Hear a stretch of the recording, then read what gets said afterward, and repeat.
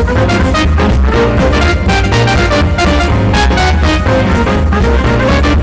got up before dawn, just in time for you. Top of the morning from you, downtown Boston.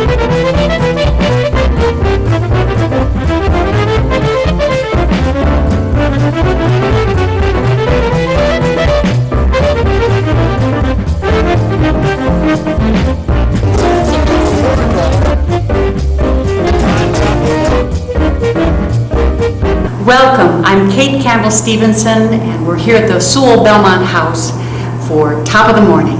We have a great show for you today. Stay with us.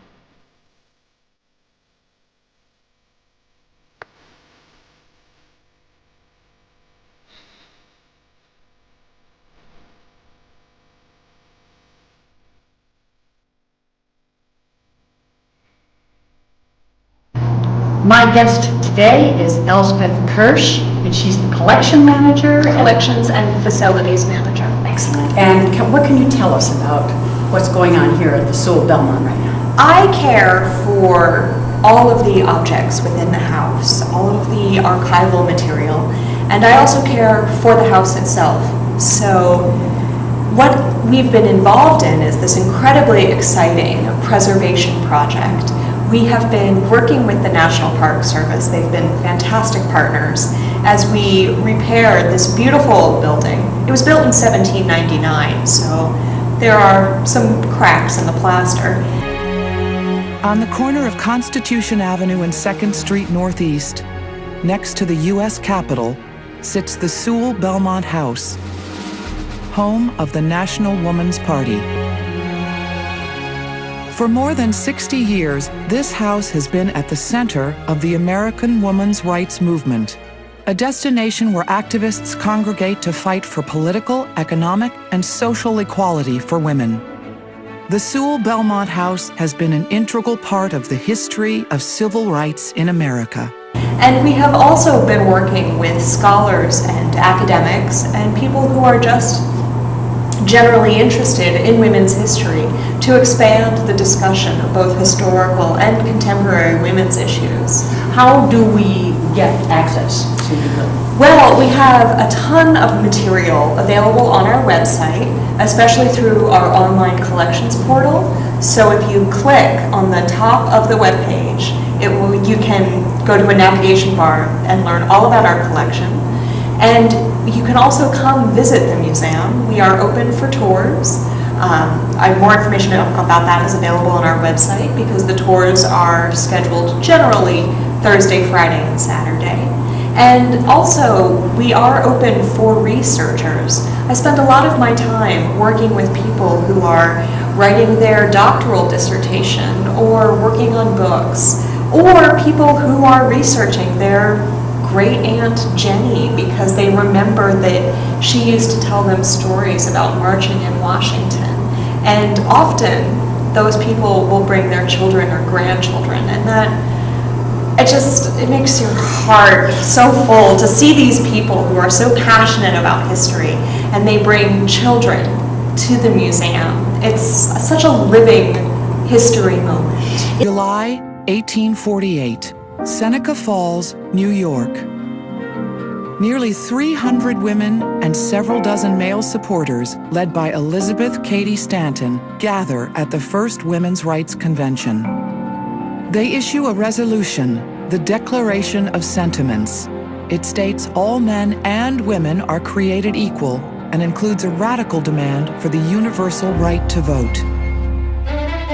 It is the first battle cry for women's suffrage, and it will be decades before victory is declared. Success will come from a brave new generation of activists who are sophisticated, savvy, and determined to make real change for women in America. Their leader is a 29-year-old Quaker named Alice Paul.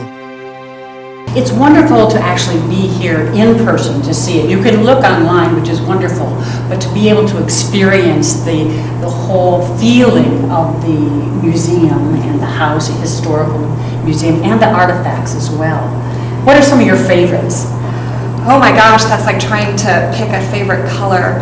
I love the Allender cartoons. The political cartoons of Nina Evans Allender were drawn for the National Woman's Party. Nina was a close personal friend of Alice Paul, and Nina's cartoons are warm, witty, they're sharp, and always, always insightful. They have a commentary on both the political and the social wars of the time. And what was the time frame? Most people don't, think of political cartoons as being more contemporary, but this was back when. Absolutely. Nina started drawing for the NWP in 1916 and continued through 1927. And one of the great jewels of the collections here at Sewall Belmont is a complete collection of Nina's drawings, including the markup in her own hand. It's really brings you so close to history when you see these political cartoons. It does, and there's a very famous mathematical proof that says somewhere in your body is a single atom of oxygen that was part of Caesar's last breath, as he said, et tu, Brute, on the steps of the Forum. And I've always thought of that because when people come to this house, it stays with you. It becomes a part of your body, literally. And so as you walk through the house, we have some of the original banner poles that carried the great protest banners of the women's movement. They're on the wall, and we invite our visitors to place their hand where Alice Paul put her hand. And I like to think of it as passing the torch of equality. March 3, 1913, the day before Woodrow Wilson's presidential inauguration. Thousands of women assemble at Alice Paul's urging and march down Pennsylvania Avenue. They're demanding the right to vote. It is a spectacle never before seen in the nation's capital. But as the march proceeds, violence erupts. The crowds trip, grab, and shove the marchers, shouting obscenities at them. The police refuse to intervene, and the cavalry must be called in to crush the riot. In the end, 100 people are hospitalized. But the media coverage brings this story to the national stage, exactly as organizers had planned. It's very moving for me. But the first time I came to the Sewall Belmont was so exciting. I walked into the front room, and I literally could feel the energy from the women that were there working the telephone banks. Absolutely. And one of our rooms in the historic house is set to look as it would have looked when the NWP lived and worked here. So it has a gizmo that children unfortunately don't recognize. It's a typewriter. It also has a rotary phone and some of the stationery used by the NWP. And it's set in this beautiful room. There's a 12-foot mirror and a gorgeous cut crystal chandelier. The window looks out on the Capitol, but you can feel the energy. You can hear the hum of the typewriter and the whir of the fan, because after all, Washington in the summer is quite warm. Yes, it is. Well, it really calls to anybody who steps into this building, calls out to them to understand and to really appreciate the wonderful heroines that have come before us. Hopefully it'll call to them to be bold and step out. I hope so.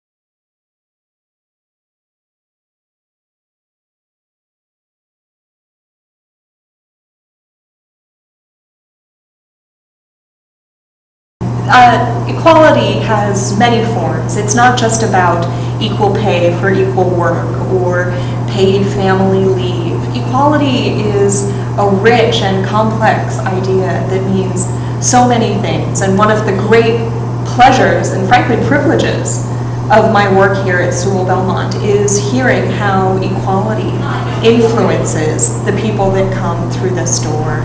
Because we have women that were part of the street protests in Cairo, Egypt, and we have United States senators, and to know that they have stood in this house, the house where Alice Paul lived and worked for nearly 5 decades, it's a confluence that doesn't exist anywhere else.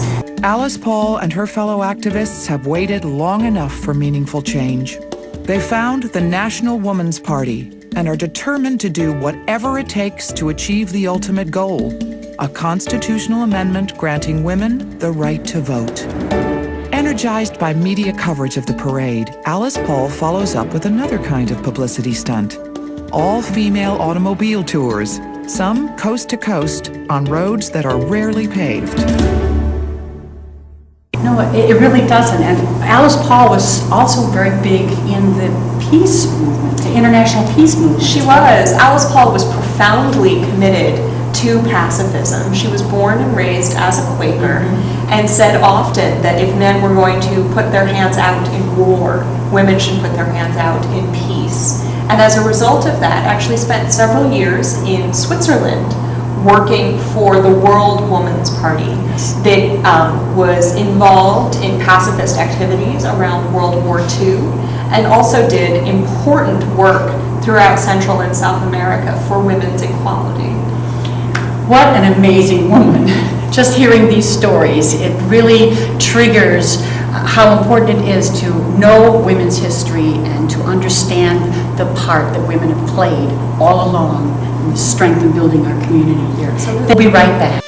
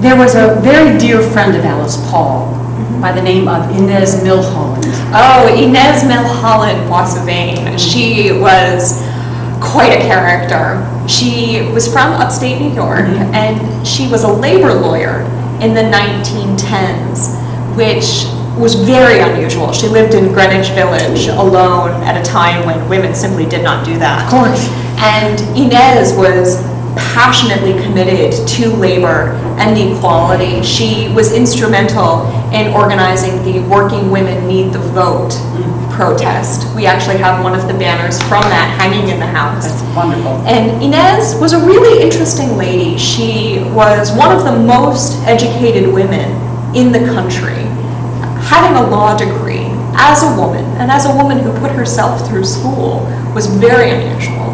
She worked in labor, and through her connections to the labor movement, got involved in World War I peace movements. She spent time campaigning in Europe for peace around World War I. While she was there, she met a Dutch poet and anarchist, and they got married. His name was Eugene Boissevain. They moved back to this country, and in 1913, Inez rode at the head of the March 3rd, 1913 parade. And if you can imagine this beautiful woman with flowing dark hair, clad in white, carrying a golden sign on a white horse. White horse, it's a famous picture. It is. And so Inez rides at the front of this huge parade of 5,000 women down Pennsylvania Avenue. It must have been spectacular. Completely amazing visual. Absolutely, and that actually was one of Alice Paul's greatest skills. She was masterful at creating and manipulating the visual. She understood how American history regarded Susan B. Anthony and Elizabeth Cady Stanton as the great mothers of American suffrage. And so there is this wonderful photograph of Alice Paul, Alva Belmont, and many other members of the National Woman's Party posing with Susan B. Anthony's desk. And it's a great example of this very conscious manipulation of social media, especially in a time before Facebook or Twitter. Alice mobilized 5,000 people in less than 3 months. It's a remarkable undertaking. Amazing, amazing feat. And we'll be right back.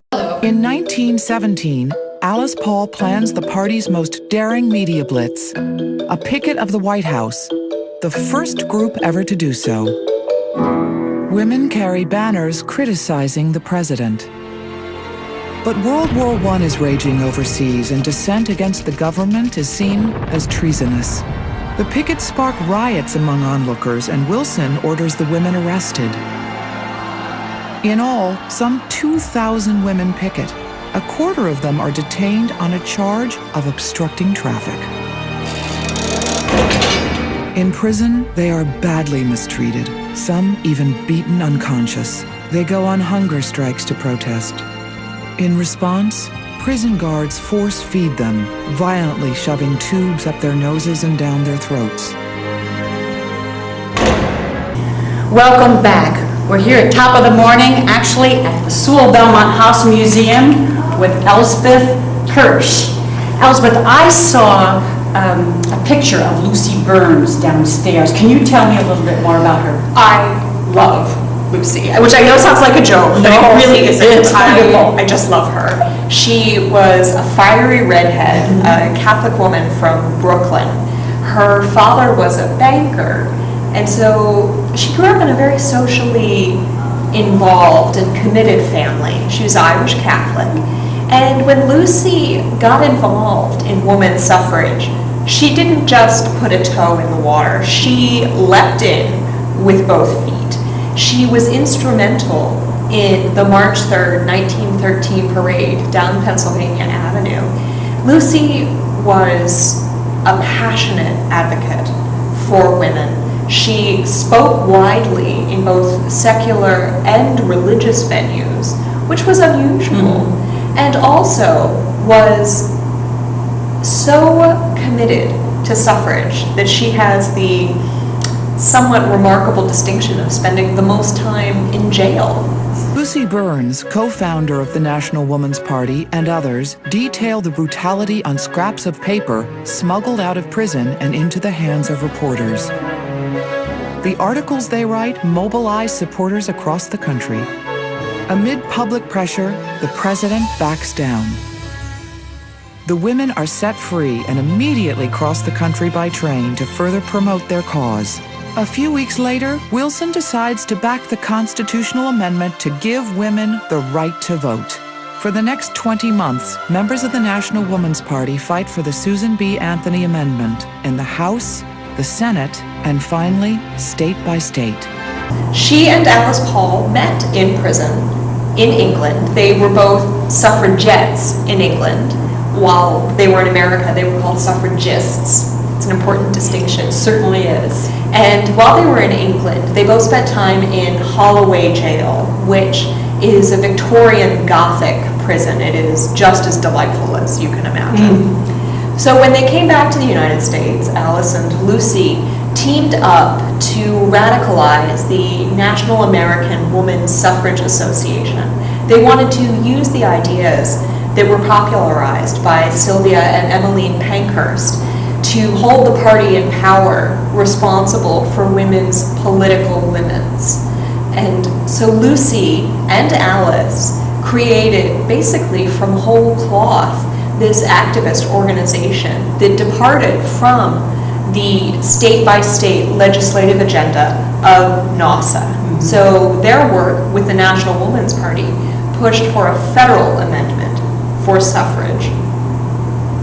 NASA was the National American... Women's Suffrage Association. It was led by Carrie Chapman Catt and Harriet More Stanton Flash. conservative. Well, I hate to call them conservative since they were certainly very radical for their time. They had a different method of working to achieve suffrage. By 1910, women could vote in very few states, mostly in the West. So NASA was not the most efficient agitator for women's suffrage. They had been working state by state, whereas the National Woman's Party wanted to lean directly on Washington. So it's not an accident that their first headquarters was 500 feet from the White House. We'll be right back. More than 70 years after the battle began, the 19th Amendment is ratified, becoming law on August 26, 1920. For the first time in American history, the country's 20 million women have the legal right to vote.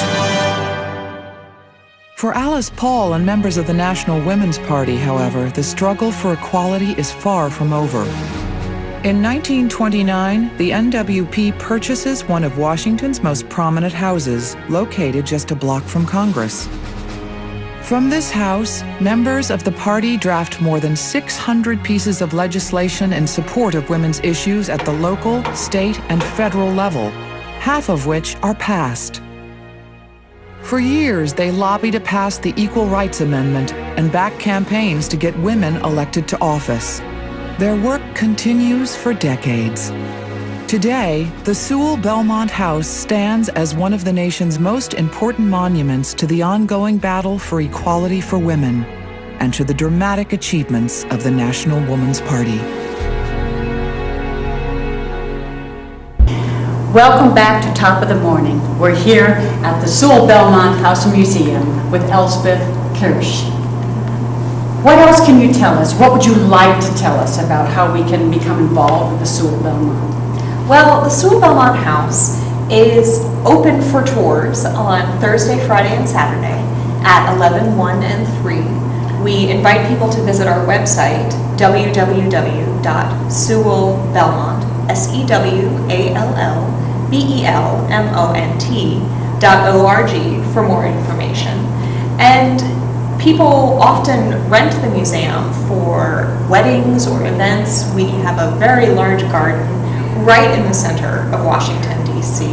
And it's a lovely space. We're a block from the Capitol. It's beautiful and green. It's a wonderful museum, and thank you so much for the tour and all of the artifacts we were able to see. Oh, thank you. It was my pleasure.